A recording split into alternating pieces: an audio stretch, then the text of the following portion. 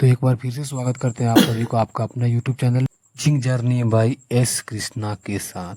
और मैं हूं आपका प्यारा दोस्त एस तो कृष्णा। आज हम जो टॉपिक पढ़ेंगे उस टॉपिक का नाम है डीएनए और आरएनए में अंतर। डीएनए डीएनए डीएनए और आरएनए में अंतर, आज का टॉपिक हमारा यही रहेगा, डीएनए और आरएनए में अंतर। ये टॉपिक है ना मेरे भाई मेरे दोस्त, ये टॉपिक बहुत ज़्यादा वीवीआई है, बहुत ज़्यादा वीवीआई है।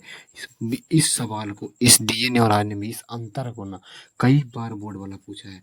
10th का, चाहे तो वो 10th का हो, चाहे तो वो 12th का हो, दोनों ही एग्जामिनेशन में इसको 2 नंबर और कितना नंबर में भाई इसको 5 नंबर, मतलब लघु उत्तरीय प्रश्न और दीर्घ उत्तरीय प्रश्न दोनों रूपों में पूछा गया है। तो आज हम इस चीज़ को पूरे क्लियरली समझाएंगे।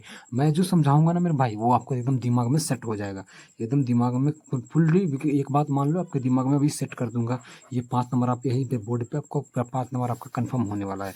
तो सबसे पहले देखिए, सबसे पहला हम अंतर देखते हैं डीएनए और आरएनए में। सबसे पहला हम अंतर जो देखें नामों में, दोनों के नाम में। अगर हम बात करें डीएनए के नाम की, तो डीएनए का क्या नाम होगा? डीएनए का नाम होगा deoxy ribo nucleic acid. Deoxy ribo nucleic acid, ये डीएनए का नाम हो जाता है। पूरा नाम, डीएनए का पूरा नाम होता है डीऑक्सी राइबो न्यूक्लिक एसिड। तो वहीं आरएनए का क्या नाम होता है मेरे भाई? आरएनए का मेरे दोस्त, आरएनए का नाम हो जाएगा राइबो न्यूक्लिक एसिड। आरएनए का नाम होगा राइबो न्यूक्लिक एसिड। ये हुआ हमारा पहला अंतर। आरएनए, डीएनए का पूरा नाम होता है डीऑक्सी राइबो न्यूक्लिक एसिड और आरएनए का होता है राइबो न्यूक्लिक एसिड। दूसरा अंतर की अगर हम बात करें, दूसरा अंतर की बात करें, तो दूसरा अंतर जो हमारा होता है मेरे भाई, तो दूसरा में होता है हमारा शर्करा में। शर्करा में क्या अंतर होता है? तो देखो, अगर डीएनए की बात करें तो इसमें डीएनए में जो पाया जाता है ना मेरे भाई, डीएनए में पाया जाता है डीऑक्सी, जैसे इसका नाम है उसी प्रकार से इसमें डीऑक्सी राइबोज शर्करा पाया जाता है, डीऑक्सी राइबोज शुगर पाया जाता है। जबकि आरएनए में क्या होता है? राइबोज। आरएनए में होता है राइबोज, डीऑक्सी राइबोज, इसमें डीऑक्सी राइबोज हो जाता है, डीऑक्सी राइबोज, और आरएनए में राइबोज शर्करा पाया जाता है। तो उसके बाद अगर हम बात करें तीसरा में, तो तीसरा अंतर हमारा में मेरे भाई, तीसरा अंतर निकल के आता है इनकी संरचना में। तीसरा अंतर इनकी संरचना में निकलता है। तीसरा अंतर हमारा इनका संरचना में निकलता है। संरचना में कैसे निकलता है मेरे भाई? तो देखो, डीएनए की आकृति जो होती है ना, वो इस प्रकार से होती है। डीएनए की आकृति इस प्रकार से होती है। कहीं ना कहीं इसमें ये 2 लड़ी वाला है, डबल स्टैंड का ये बना हुआ है। तो इसको हम कहेंगे कि यह जो है ना, यह डीएनए 2 लड़ी का बना होता है। जबकि आरएनए की संरचना केवल ऐसी होती है, आरएनए केवल ऐसा होता है।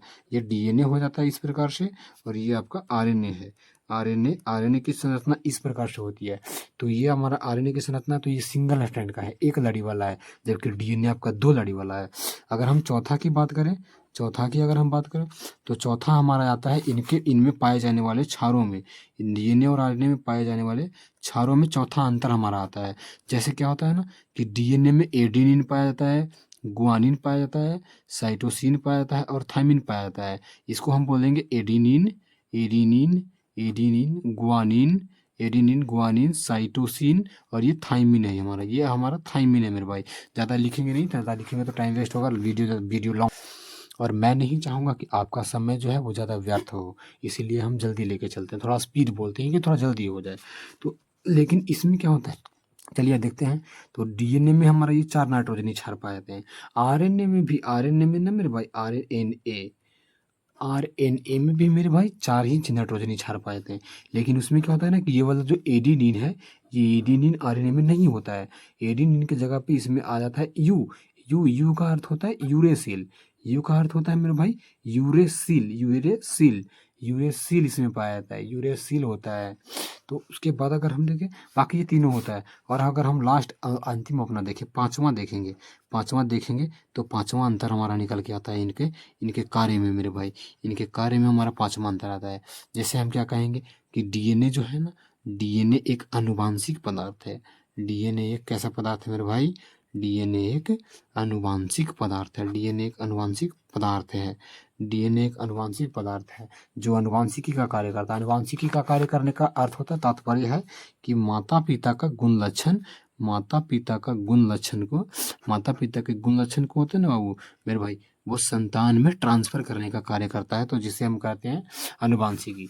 और लेकिन हमारा आरएनए जो है ना मेरे भाई, हमारा आरएनए आरएनए कोई भी किसी भी प्रकार से आरएनए किसी भी प्रकार से ना, ये क्या बोलते हैं कि आरएनए किसी भी प्रकार से आनुवांशिक पदार्थ नहीं है।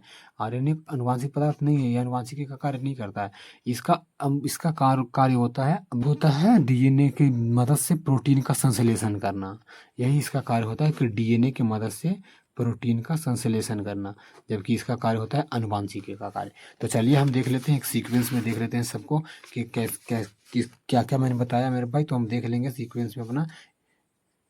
तो स्वागत है, ये रहा है हमारा डीएनए और आरएनए में अंतर। तो सबसे पहला अंतर मैंने बताया कि डीएनए का पूरा नाम क्या होता है मेरे भाई। डीएनए का पूरा नाम डीऑक्सी राइबोन्यूक्लिक एसिड होता है, जबकि आरएनए का पूरा नाम क्या होता है मेरे भाई।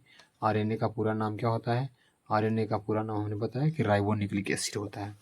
इसके बाद दूसरा देखेंगे तो इसमें और डीऑक्सी राइबोज शर्करा पाया जाता है। इसमें डीऑक्सी राइबोज शर्करा पाया जाता है, तो लेकिन इसमें राइबोज शर्करा पाया जाता है। डीएनए द्विकुंडली वाला होता है, डीएनए द्विकुंडली वाला होता है, लेकिन आरएनए में ना मेरे भाई आरएनए एक कुंडली वाला होता है। आरएनए एक कुंडली वाला होता है। उसके बाद कहता है कि इसमें एडेनिन, गुआनिन, साइटोसिन और थायमिन पाया जाता है। ये 4 नाइट्रोजन क्षार पाए जाते हैं।